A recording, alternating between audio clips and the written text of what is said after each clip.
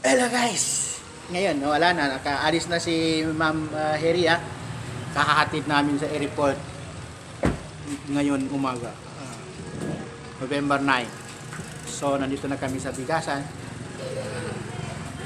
Dumating na kami. Pero guys, huwag kalimutan. Subscribe ang aking YouTube channel. Video. Saka i-click notification bell para lagi ka ma-update sa mga anumang panibagong video namin. Guys, dito na lang. So, good morning! What's up? Guys, maalala nyo guys yung ginagawa ko yung kinuha ko yung mga requirements. Ngayon, ihatid ko na sa airport. Anong oras ngayon? Alas 5 media AM. Tapos hintayin ko siya kasi galing pa siya ng Tulan, Esperanza. So ngayon, kita mo sa roundboard sa Awang. Roundboard sa Awang yan guys. Dito ko na hintayin si Ma'am Heria. Ihatid namin sa Awang. Ito ang tao na inasikaso ko yung requirements niya na yung balik manggagawa. So ngayon flight niya ngayon 9 November 9. Ngayon flight niya, hatid namin sa airport. Hintayin ko na siya, parating na sila kasama ang mga magulang. Guys, naalala mo yan sa roundboard na papuntang Awang Airport.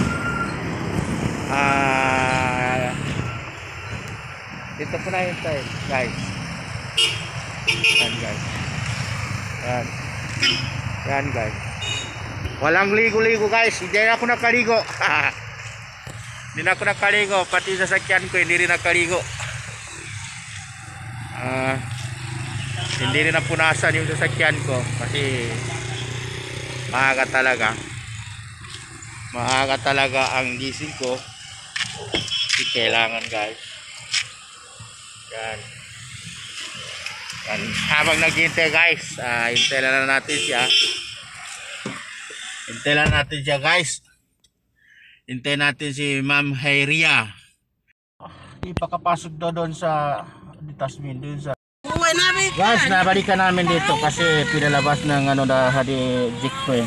Ayaw daw papasukin yung multi-cab sa airport.